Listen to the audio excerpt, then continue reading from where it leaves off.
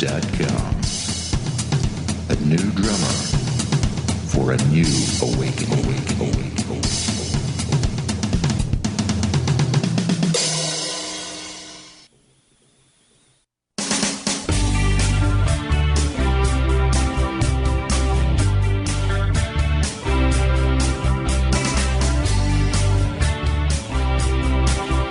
Across the realms and around the world, welcome to Outside the Box.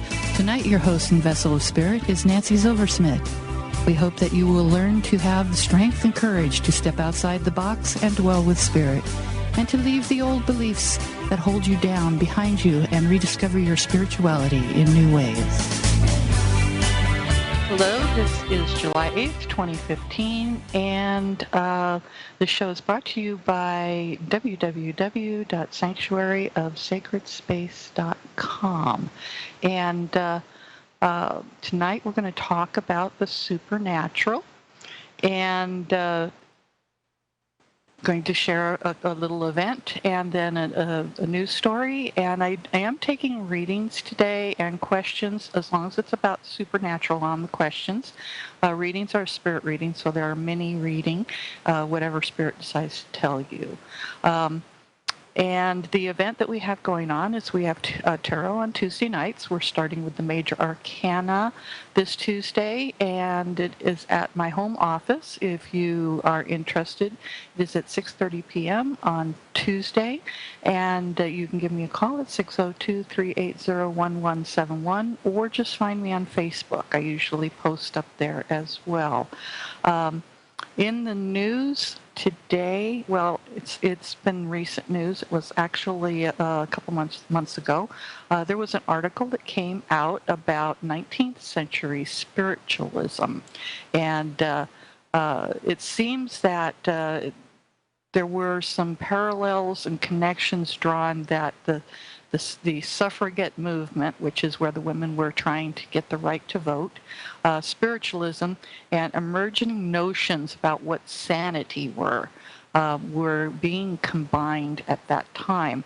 So psychology was also budding in the 19th century, and it was keen to show that spiritualists, mediums, believers in that kind of thing were mentally deranged. In fact, spiritualism was thought to attract those people who were insane. Spiritualism is the belief of the afterlife and speaking to the dead and passing messages. So anyway, if you believed in that, you were considered in the 19th century to be insane. Well, who were the ones that were making these claims? They were the religious institutions, they were the medical establishment, and anybody associated in mourning, burial, that meant the funeral mortuary business, and psychology. And it was quite an impressive list. It's quite the impressive list, and not surprising really that spiritualism faced an uphill battle to get its message out to the people, and considering all the opposition it had, it was still very, very popular, and everything that those who were against it believed in or taught was that, especially the religious establishments, that if you were talking to dead people, you were communing with Satan and the devil and everything else. The medical establishment, of course, is the scientific community, and if you can't repeat it and if it can't be put under the microscope, it's definitely not going to happen. The burial and mourning people, let's put it this way. They're in the business of planting you in the ground and saying you ever went to heaven or hell, and it's just like you're done and it's over with and there's nothing more. Psychology, of course, would label it as being deranged, as insane. So any religious experience that involves the suspension of everyday consciousness, including ecstatic divine communion or mediumship.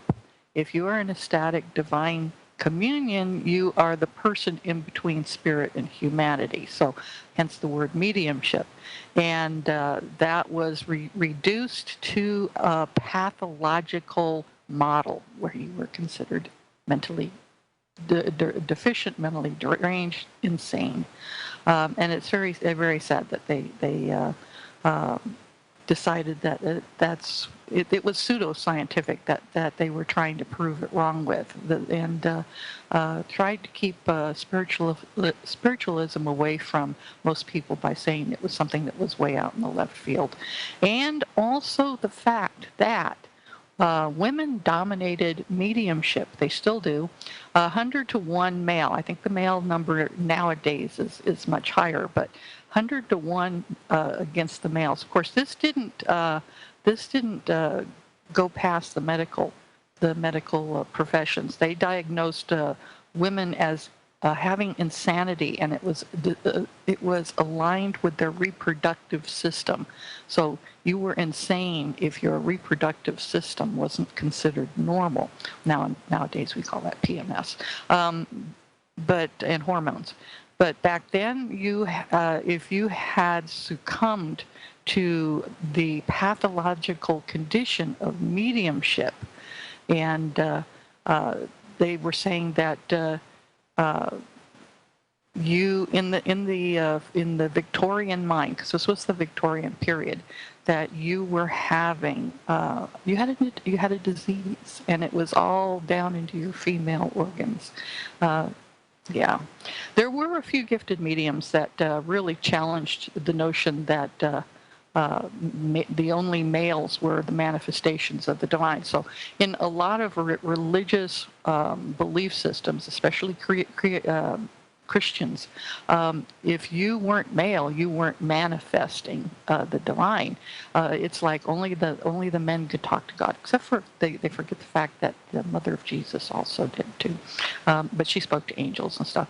So on the heels of witch burnings, of course, this seemed to be an inordinate degree of prudence as applied to miracles performed by mediums. And it became a big forum of public debate. So then, and I noticed that still in the spiritualism churches, the ones that still go under the old ways of doing it, they had made an emphasis of putting Christianity into it, so emphasizing the Christian roots. There are a few spiritualist churches out there that are independent that have broken away from that, but the newer age type of spiritualism that has broken away from Christianity doesn't care what background you come from. Dead people are dead people, and you can talk to your relatives either way. But the ones who are of the organized spiritualism like to keep those Christian roots, and hopefully kind of have their little say-so that, oh yeah, we have Christian roots, we believe in Jesus, and so on and so forth. And still notice today, there was a trance medium that was born in 1840. Her name was Cora Richmond, and she was born in New York and died in Chicago in about 1923 when she was a young child. This started with her as a young child, so she couldn't have been insane born that way. People would come to her and sit with her and to be healed. Okay, so healing, and today we call it energy work or laying on of hands, or the various names that are out there for healing. And she would have people come to her, and she would do healing. And she wasn't a trained healer either. By the time she was 15 years old, she was on stage going into trance and bringing forth messages that would affect the course of American history. The highest celestial beings spoke through Cora. She attracted thousands of followers from around the world, inspired the brightest minds of the 19th century, and was one of the first, not one of the first, but she was the first American woman earning her own income. You got to understand that back in that time, the man earned the income. The woman worked, she didn't get paid for it. She was expected to be in house and home. And so she was the first American woman to earn her own income. She did not have to depend on a male. She organized the first Parliament of Religions in Chicago. And then she was banned from attending She organized it, and then she was banned from attending, okay, turnaround of religions. And the first spiritualist church was built by her followers in Chicago, and it was called the Church of the Soul. She wrote many books, and a lot of her discourses were done under trance. They were all published. And she was one of the most gifted mediums and attracted thousands to Cassadaga Camp every year.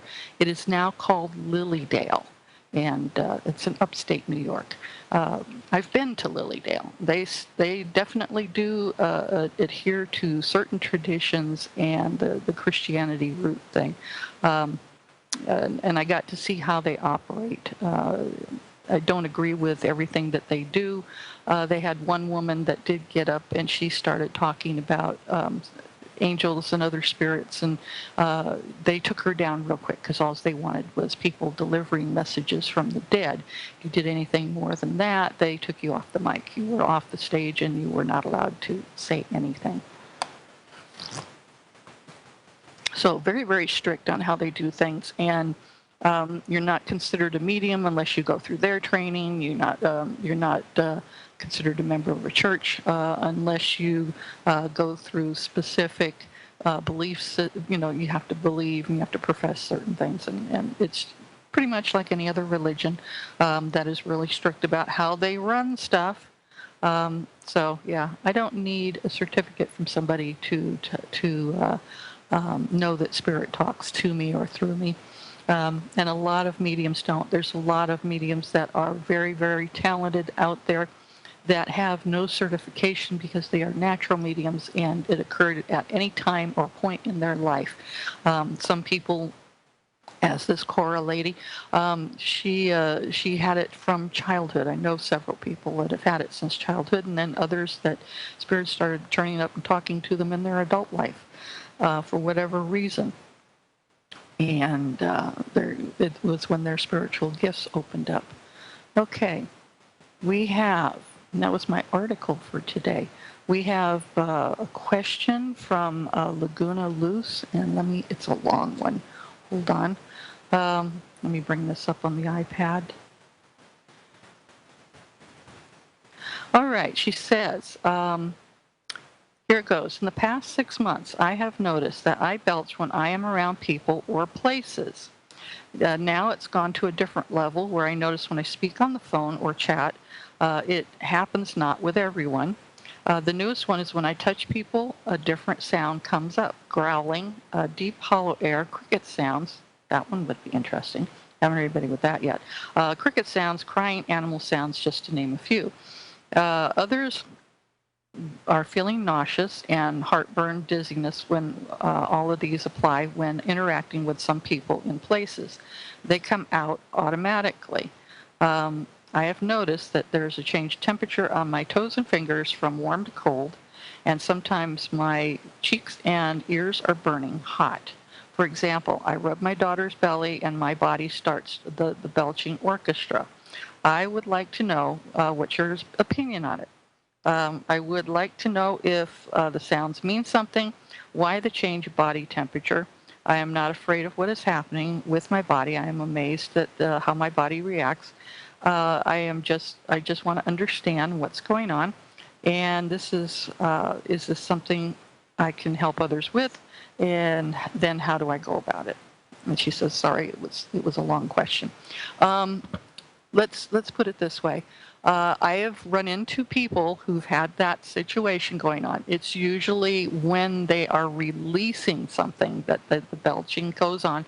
If you are empathic and you have the belching thing, and it seems that you do because it only happens when you're around people or people who are having heartburn or the other thing that you said that they had. That the situation happens. It doesn't seem to happen when you're on your own. It's only when you're around other people. The temperature thing is also the hands and feet going from cold to hot is also a phenomenon that happens as well. When you are helping a person release a spiritual or energetic or a physical I can't say ailment because it won't be always ailments. Something in their energy field or in their chakra system or in their physical body, or if they have entities or other things that are being released, you will belch. You will belch, and that will pass through your system, because especially if you are touching a person, your system may go from the hot to cold, and then as soon as the whole thing is over with, you go back to normal. And this is something that will occur again and again and again. It's just not a single instance that it happens. I've had this happen also many times when I not talk to people, but when I'm doing an energy exam on a person. If I am either holding my hands over their belly or even just touching the belly, it will talk back to me. Sometimes mine will do the same thing. Usually, though, with me, it's my client, and I know something's moving. If I touch the liver will, and even the client will feel it. The liver will release, and it will make noise, and it will bubble and gurgle and whatever. But when you are empathic, instead of it happening on the client still gets the release, but you get the physical symptom along with it. I had a student a long time ago, and she's out practicing as a healer now, that when she would go through a healing, whether it was past life or energy healing or whatever it was, she would just start to uncontrollably belch. It wouldn't stop when the session was over because her body was still releasing, her spirit was still releasing. So it would go on for about an hour or so with her. And these were deep belches, and it wasn't anything physical that she had done or eaten or anything else. It wasn't a byproduct of having eaten, because sometimes she hadn't eaten. Other times she had eaten lightly, and it was food that, because I would ask her, what have you been eating? It was food that would not have given her any type of gas. So to look at it scientifically, look at what you're eating prior to going around people, just to make sure it's not gas that's being physically produced by food in the stomach. And I have a feeling that probably isn't because of the way that you worded it. And also keep note, again, of the different types of situations. When this happens, how long does it happen? What are you doing at that time? Are you just sitting next to a person? Are you actually, like with your daughter, putting your hand on the stomach? And what's the duration? Is when the session is over or you're not near that person anymore, does it continue? Does it quit? So you need to compare your notes and get your own little data together and keep a journal.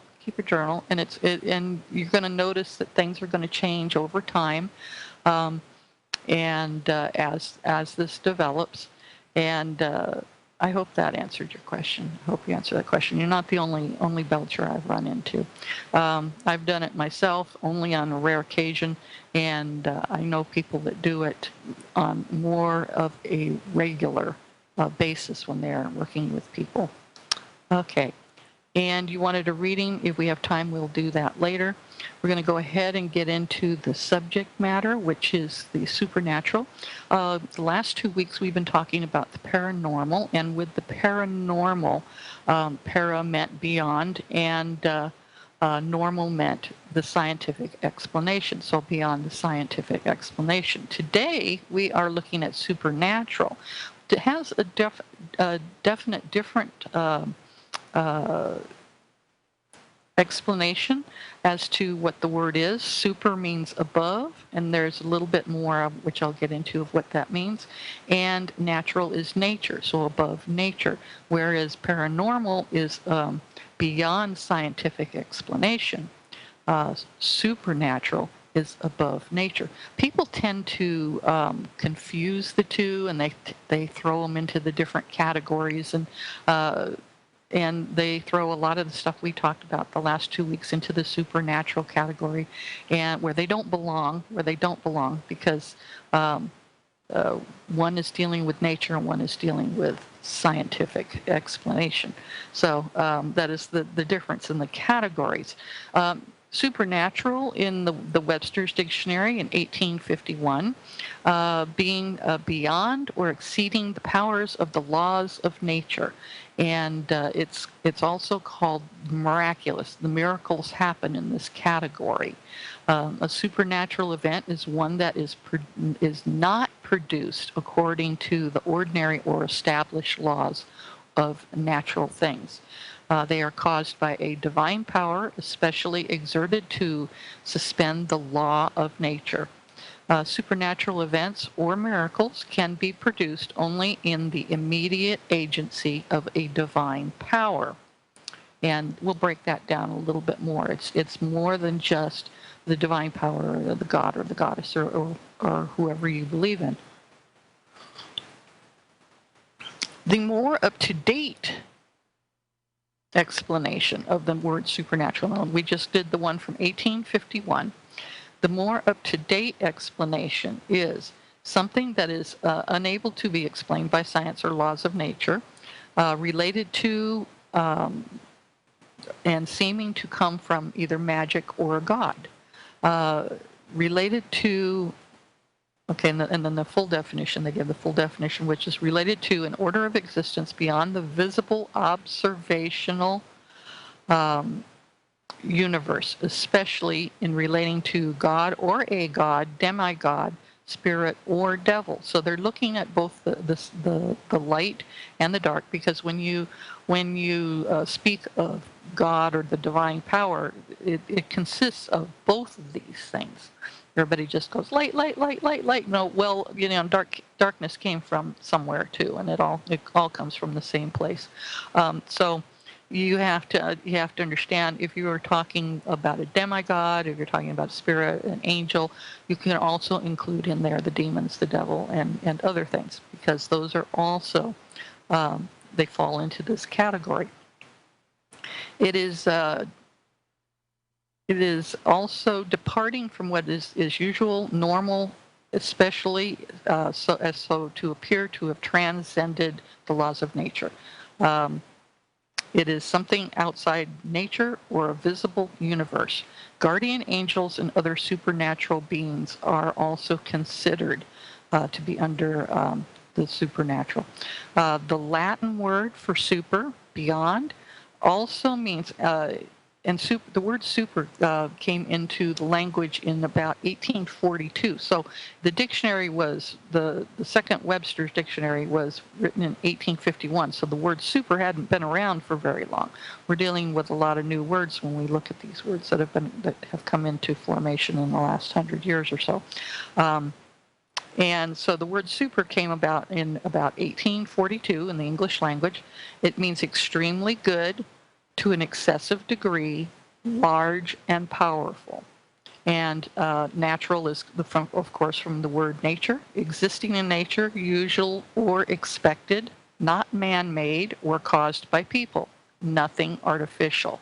So that is nature. So we are going to go ahead and take a look at a little bit of what the Bible says. The Bible does have some terms that have been translated into and using the word supernatural. So we're going to look at how it's related a little bit. So if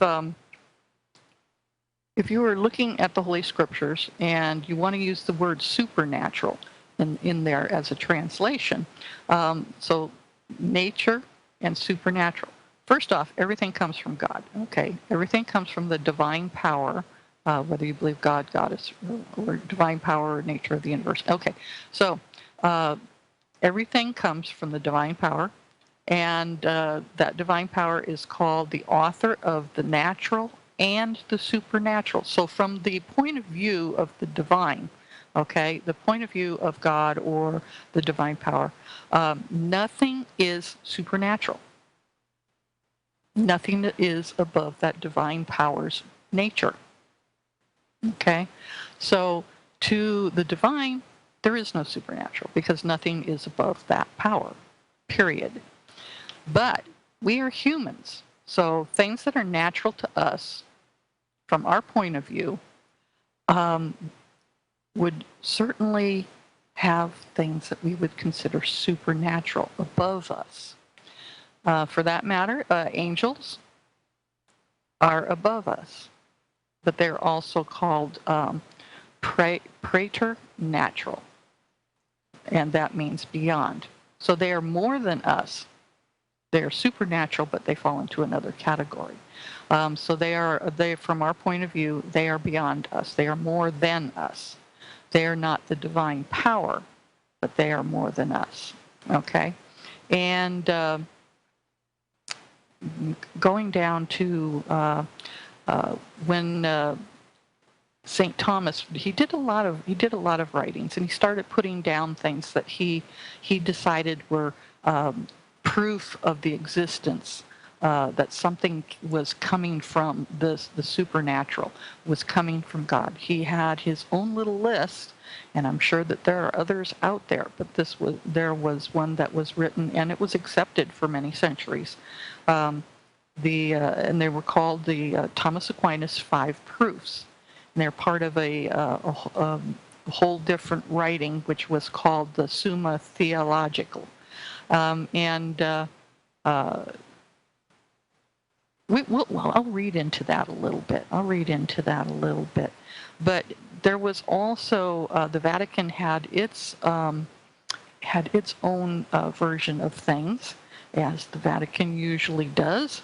And it says, anyone who says that the one true God, our Creator and Lord, cannot be known with certainty from things that are man-made or that have been made by the natural light of human reason. So if you don't believe in that, they say, let you have anathemia. Anathemia means the disfavor of God, which means if you don't believe in God, you're going to be falling into the category of being in disfavor and disapproval.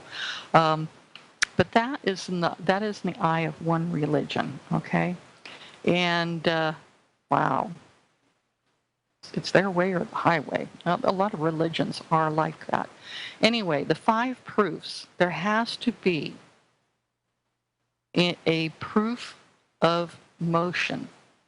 We observe the motion all around us, and whenever the emotion is at rest until moved by something else, and that can be something else and so on, there must be an infinite series of movers, all waiting to be moved by something else. So the first mover, which is itself unmoved, the first mover, the first being that moved anything, today we call it cause and effect, but the first being that moved anything was the divine. And there must be a proof of efficient cause. Everything in the world has efficient cause, its maker. This is from the Catholic Church. This is St. Thomas Aquinas. And he had what he considered a very scientific mind, but it was of a religious nature. And that the maker is its maker, and so on. The coffee table was made by a carpenter. Carpenter was made by his parents, and so on and so forth. So you have to go back as to who, again, is the original maker, who got things started. And therefore, if a series has never got started, a series of events never got started, therefore there would be nothing. But there is something to everything, and so there is. And so that there must have been a first maker. It did not make itself. And again, the first maker they called God, the divine. So you kind of see where this guy's going with his thing. He's basically trying to prove that unless it's directly from God, whatever it is, it's not supernatural. So, and he's excluding angels and everything else. Proof from necessary versus possible being. Possible or contingent beings are such as cars or trees or you and I. We are possible, okay? Our existence is not necessary. Our existence is not necessary. For all such beings, there is a time before they come, and there is a time where they've not yet been, and there is a time where they will cease. We live in the linear time, okay? And We are the possible being, okay? We are not necessary. If everything were merely possible, then it would have been a long time ago, and then nothing would have come to be. Nothing comes from nothing. So the case is that there would be nothing now. There is something now in the world and everything in it because there is one necessary being. Again, everything is only possible and not necessary except for the divine power, according to this. The proof of degrees of perfection. We evaluate all things and people in terms of their being more or less perfect, good, noble, and so on. Yeah, look at the media, look at advertising, look at the you've got to have the perfect body, you've got to lose weight, you've got to have a certain type of face, and you've got to have a certain type of clothes, and you've got to be in style and everything. So we have our own standards of perfection. We have our own standards of perfection on how things and people should be. But we would not have such standards unless there was something that was perfect in every way. Something that is the truest, noble, and best. The most perfect being the divine. So no matter what you do, you are never going to be perfect, perfect, perfect. You are not meant to be because you're in a physical body. With our physical bodies, we are always going to have some kind of imperfections. I don't care how many plastic surgeons you go to, how many chemicals you put on your body to make it look younger and everything. You are not perfect. You are not perfect. The only perfect being is the divine. And as long as we are in physical body, we are not perfect. Nothing in this world is perfect. Nothing. Everything has one little thing, one little item on it, and it may be microscopic, that is not perfect. And if it was perfect, then there would never be any evolving. There would be never any change. If we are not perfect, we change. Okay? We do change. Mankind has changed. If you look at anthropology, mankind has changed over the ages. Thousands and thousands and thousands of years. And it was because of our imperfections. And with our imperfections, the body, the chemistry of the body always strives for change. Okay? So, you are not perfect as long as you are physical. The only perfect being is the divine, which, according to Thomas, St. Thomas Aquinas, was God. Proof from design.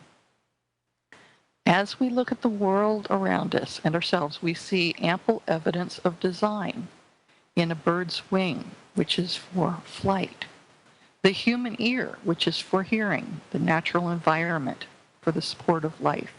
You ever look at the seashells have these certain patterns in them, and these certain patterns have a function, okay? So, and they have a purpose. With design, there must be a designer. Who designed all these things? And again, St. Thomas Aquinas says God, the divine. Okay? So it's an irony of proving that God exists to a non-believer can never be proven. But to a believer, the proof of God is always seen in everything. It's beyond, greater than the natural of what's going on in nature. Okay? So we'll take a look at this again. And Catholicism has a lot to say about it, and then we kind of move into other things. And I'm going to probably skip a few things as well. But the term supernatural and its antithesis vary, where the supernatural order is the gratuitous production by God of the ensemble of miracles for the elevation of man to a state of grace. And that includes a hypostatic union, which is called incarnation. Okay? So, when you are in body, you are incarnate. Okay? And the hypostatic union of incarnation is also, it is Okay, and they don't have that here. It is the putting together of the physical body and the spiritual body. The spiritual body is a part of the divine. So nowadays, a lot of people tend to say we are one with the divine, and we are one with all, and that's the angels are sent for that. Uh, and you must be hearing my dog. Must be someone outside. The divine operation of spiritual facts and voluntary determinations are consistent with those to those as supernatural to those who are specific as an occurrence or in concurrence of God, who are espousing materialistic or deterministic worldview, which excludes immaterial beings or free will. So, Catholics call the supernatural miraculous way in effects that are produced. Okay, and in order for, there is a whole list of things as to, in order to prove that something was a miracle. They have a whole list of things, and I do not have that list with me today. But certain things have to happen in order for a miracle to occur, and if it is to if it is visions or visitation to a person, they have to have certain physical changes that they go through. And salt in the eyes, the burning of the eyes, and the vision going blurry and blah, blah, blah. They have to have a certain regimen of things in order for there had to be certain things happen. Otherwise, they would say it's not a miracle. We're not validating what has happened to you. So there are certain things that we have that they would consider miracles: man's immunity to death, suffering, passion, and ignorance, in order to bring the lower class into the higher class. So those are limitations of being created. We don't have that immunity. We suffer. We have passion, we have death, and we have ignorance of certain things in life. And so we are not considered supernatural. We are not considered supernatural. And they have their own view of the natural order and the amplest acceptation. So you have to look at all the created entities and powers, the highest natural endowments that each rational creature is capable of, even such divine operations that are demanded are effectively carried out by the cosmic order. Nowadays we say, let's put the intention out there and we will manifest. And that say, think it, believe it, it will happen.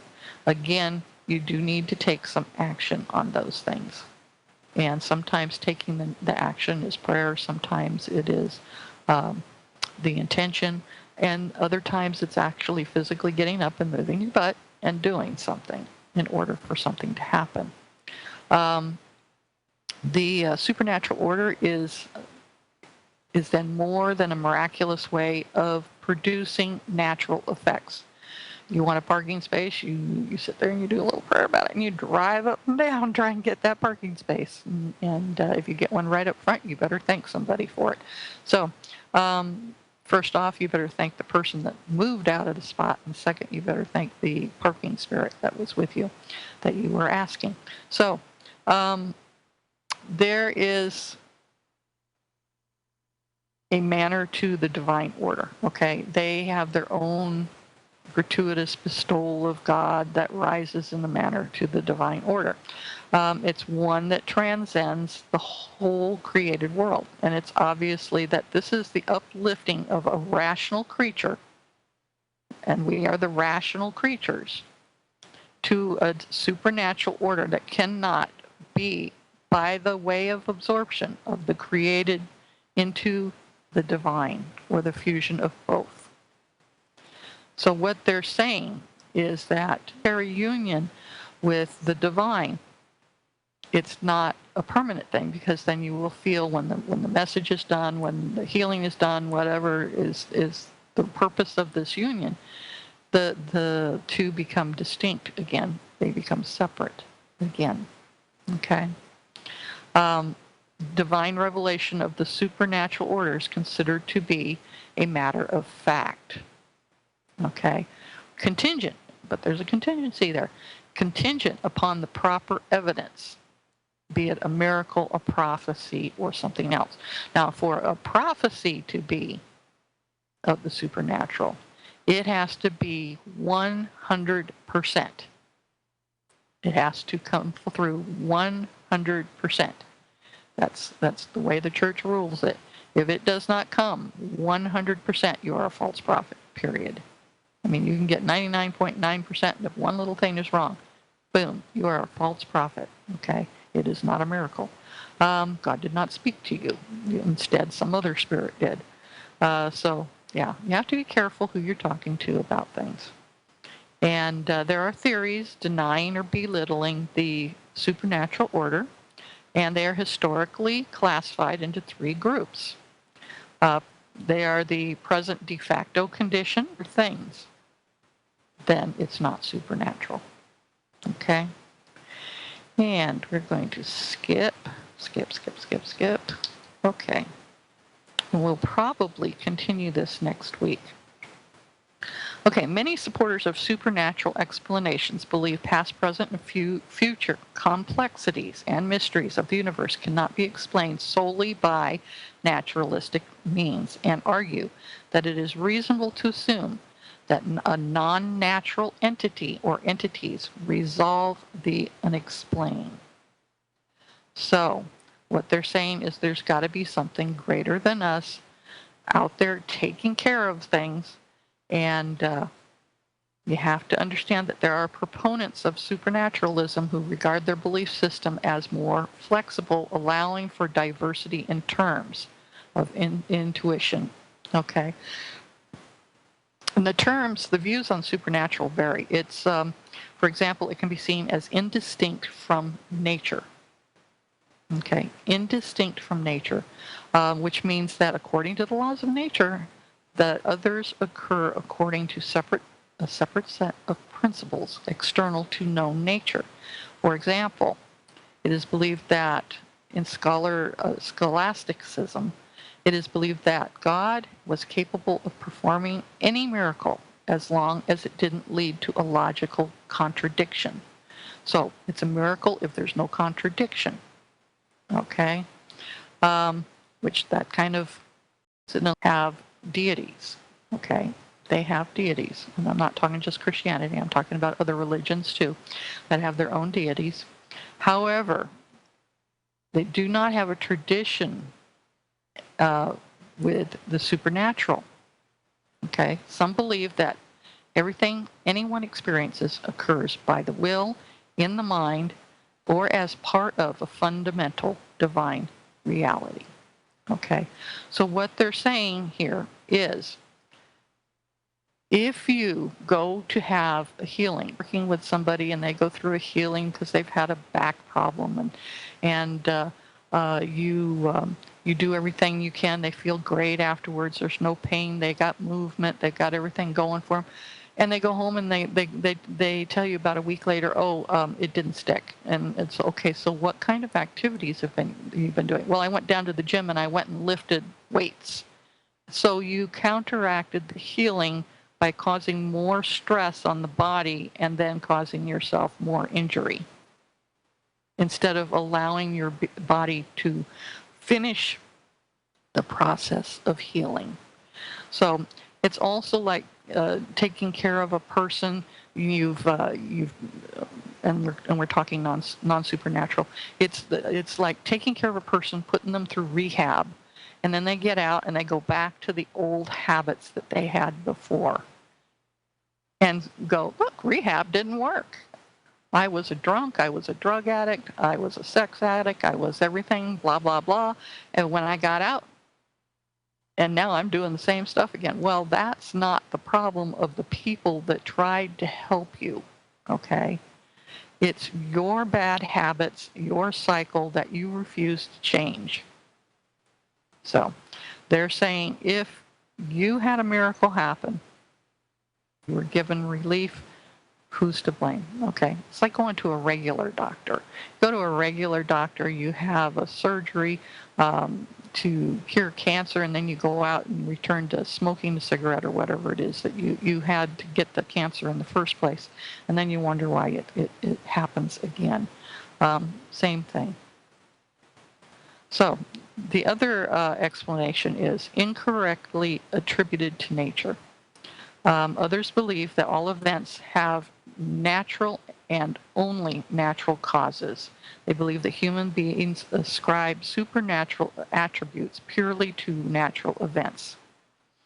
And they're people, and every culture has every culture that's been around a long, long time has its own flood story. The Bible is not the only one.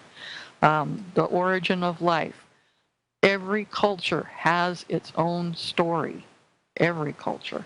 I've taught a theology class before where, oh my God, some of the varieties of the origin of life.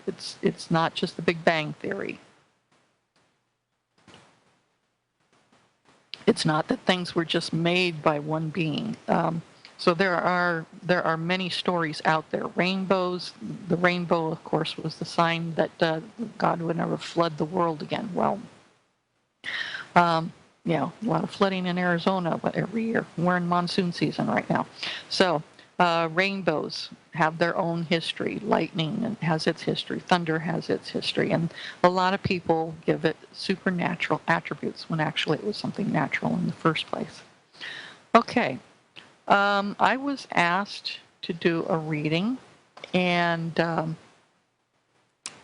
have some time here, so it may be a little bit longer reading than usual. Depends on how much Spirit has to say. Okay.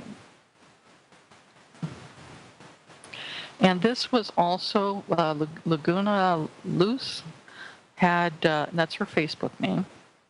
She didn't use her real name.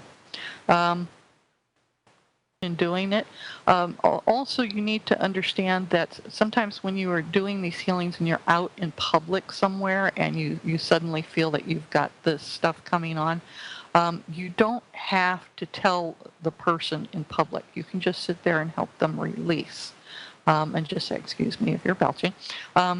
You don't have to strike up a conversation. If you're on a subway or if you're walking in a park or something, you don't have to stop and say, oh my God, I'm a healer, I'm belching for you. And it's just like, yeah, you don't need to do that.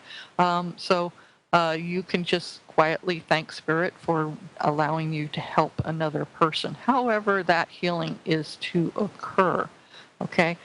Basically listen to the little inner voice.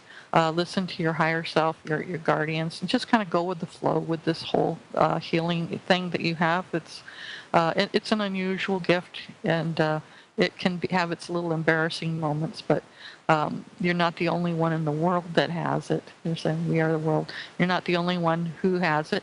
So just continue on about your life. Consider it as an adventure that you are going about your life.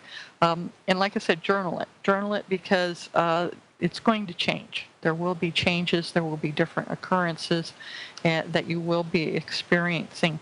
And so note the changes, note where you're at. As a matter of fact, write down how it began and how it's changed up to this point, and how many occurrences and how often, and make some comparisons. Make some comparisons of where you were. And I know you've been practicing your spirituality for quite a while, so you're going to feel some high energy changes, and it will cause also the physical changes that you were talking about. Those are minor. Those are minor.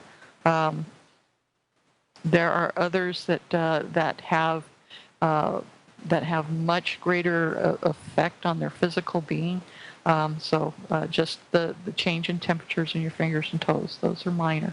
And Spirit about it, especially when things are occurring. And you ask for help, give thanks, and then give yourself totally to the experience, okay? It's a different kind of healing. It's not one that's taught to everybody out there because not everybody has it.